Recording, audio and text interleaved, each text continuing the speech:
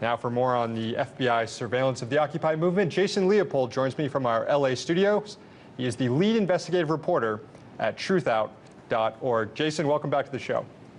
Great to be here. Thank you for having me on. So you've been covering this story pretty extensively. You actually have filed FOIA requests yourself. With this latest batch of documents, what's the most striking revelation that you can see and here? I just want to point out that the Partnership for Civil Justice is not the only entity that filed a FOIA request. I filed a FOIA request, several FOIA requests, on October 31st of 2011 for these specific documents. And the FBI told me in response to my FOIA request that they could not locate any responsive records related to Occupy. And that's why I'm currently engaged in a Freedom of Information Act lawsuit against the Department of Justice and the FBI. So that was a blatant lie on their part, right? I mean, they handed these documents over. Yes, I would actually characterize it as that. I will say that if, in fact, there were any active investigations going on under the Attorney General guidelines, under FOIA laws, they could actually say that they did not have responsive records, but that would be remarkable in the sense that we're dealing with a protest movement here. What sort of investigations were taking place? Well, I think from these documents, we can see that they immediately viewed Occupy as not just a criminal threat, but they routinely characterized the movement as terrorists, that this was domestic terrorism.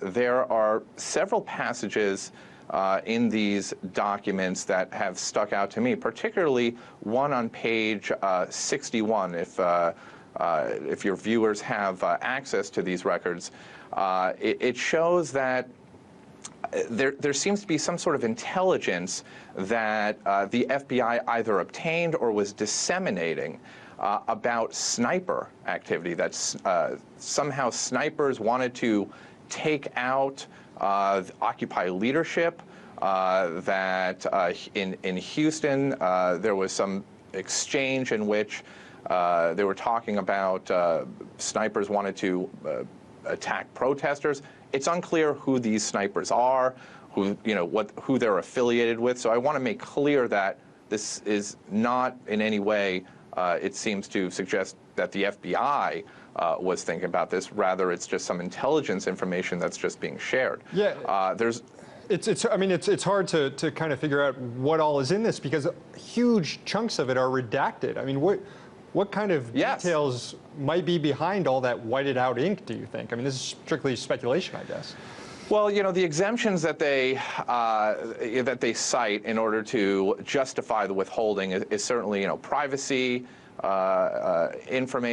issues related to privacy, but also law enforcement, techniques and procedures, anything that may have to do with an active investigation.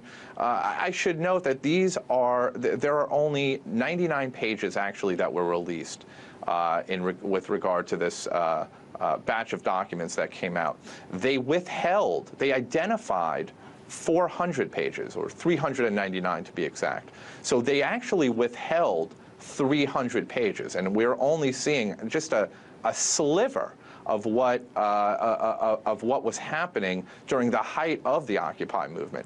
Right. And I expect with the with the lawsuit, the Freedom of Information Act lawsuit we have moving forward, that we will see more documents being released.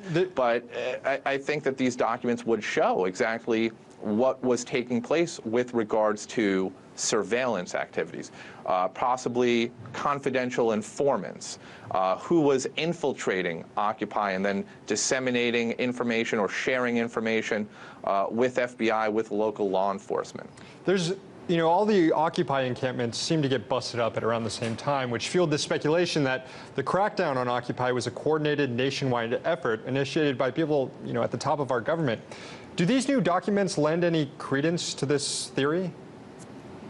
Well, there's no smoking gun in the document in terms of showing that the FBI and local law enforcement, or FBI, DHS, and local law enforcement coordinated with each other. But I will point out that on page 7 of this batch of documents, there's a bulletin, a safety bulletin that is being disseminated by the FBI to a law enforcement center in Wisconsin, Green Bay, Wisconsin. And basically all this says is we'd like to warn you that we found out that Occupy protesters may want to shoot police officers.